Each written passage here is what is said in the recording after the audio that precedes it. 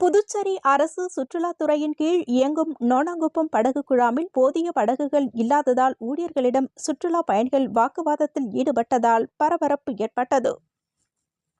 எதிர்வரும் ஆங்கில புத்தாண்டு மற்றும் ஞாயிறு விடுமுறை தினத்தை முன்னிட்டு உள்ளூர் மற்றும் வெளிமாநில சுற்றுலா பயணிகள் அதிக அளவில் குவிந்தனர்.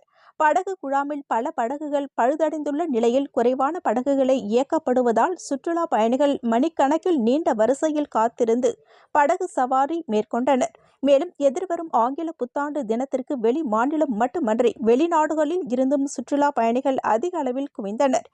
இந்நிலையில் 40 பேர் படகு 3ம் 80 பேர் படகு 1ம் இயக்கப்படுவதால் சுற்றுலா பயணிகளை காலை 9 மணி முதல் படகு குழாமிற்கு வெளியே பல மணி நேரம் காக்க வைத்தனர்.